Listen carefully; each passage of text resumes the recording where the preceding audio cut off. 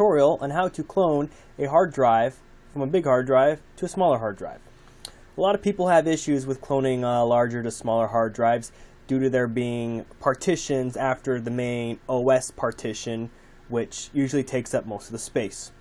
You normally come across this mainly with uEFI boots, where Microsoft requires the manufacturers to put the recovery image after the OS partition, as you can see right here on the drive that I'm cloning. You have the WinRE tools, and then you have your actual image partition. Now, whether you're using uEFI or an MBR type style hard drive, it doesn't matter. The process will be the same. With MBR hard drives, you may not see this as often. This particular hard drive, which is a Seagate 500 gigabyte SSHD, which I'll be cloning to a Samsung 850 EVO 250 gig. Usually with Dells, if they're like Windows 7 or older, a lot of times you'll have the normal 39 megabyte partition in the beginning, and then you have the image, and then you have the rest of it for the OS. So usually with Windows 7 style stuff, you usually don't have a problem with that. Some other like HP and stuff, some of them do put the imaging partition after the OS. In that case, you will need to do this particular tutorial. Otherwise, if you only have 3 partitions and the last one is the operating system or whatever, the OS partition, you can just hit clone this disk and just clone the whole thing over and you won't have an issue. In this case here, this is from a Dell Latitude. I'm running Windows 10. Any kind of OEM hard, computer that you purchased with Windows 8 or higher, you'll run into this because they all install as uEFI operating systems, or say boots actually. So in this case here, let's go here. So if I'll select the disk 4, which is my source disk, and I'll click on clone this disk. Now, a few things. A lot of people will just kind of select the disk to clone from, and they'll just come down here, select the disk to clone to, and they just hit next. And they get this: not all copied, insufficient insufficient space. So at this point here, I'll go ahead and cancel out of here. This is what the process in trying to get around that. In this case here, we'll go back, select the Samsung. We want to uncheck this box right next to the hard drive. And then what we're going to do is we're going to drag down each partition one at a time. Now we get to the OS partition, and because that was originally 500, almost 60 gigs here, it's going to take up the rest of the space. So at this point here, when you look at what's left over, we have 450 megabytes and 7.5 gigabytes. I'm just going to round that to 8 gigs.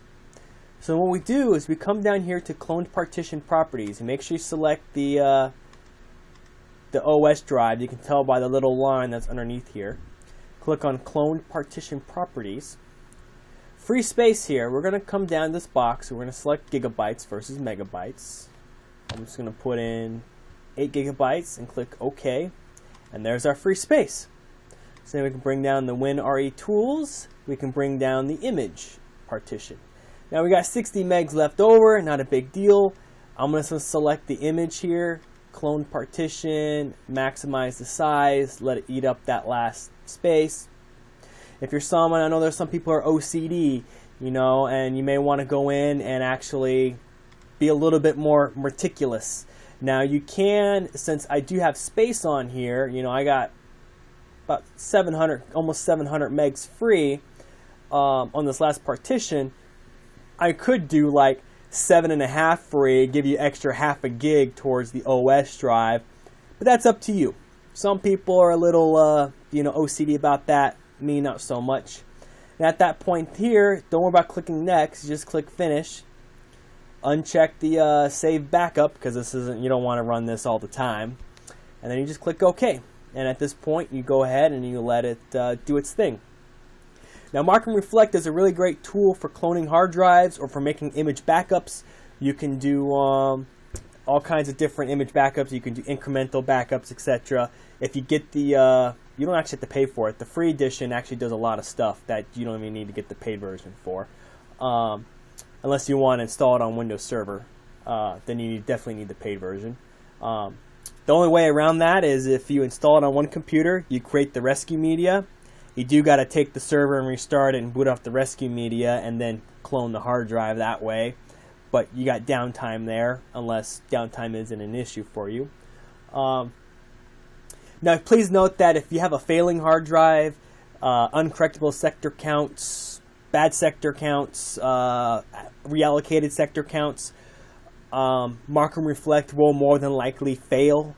If you have a few hundred reallocated sectors, it might be able to clone over or image just fine. Sometimes you may have to do a couple of tries there. One thing you can always try doing as well is you can download something like CCleaner, and as I'll show you here, you can go into CCleaner and then under Tools here and on the Drive Wiper, you can try under Free Space Only and doing a 3-pass on that particular drive. You could try doing that and seeing if it clears up any reallocated sectors.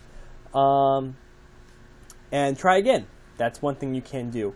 If not, you will need something more like a more heavier program like RStudio, which I believe is around like $80 or so here. Let me bring up a new Chrome window. If I bring up RStudio, let's see how much it costs here. What's the price on that? Oh, pricing up here.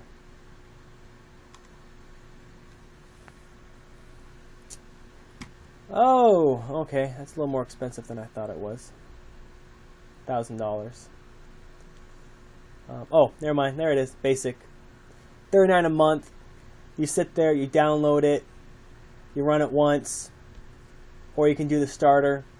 You know, it's a monthly thing. You just pay $9 for the month, and then you should be good there. I'll make another tutorial on using RStudio on how to properly clone and image a failing hard drive.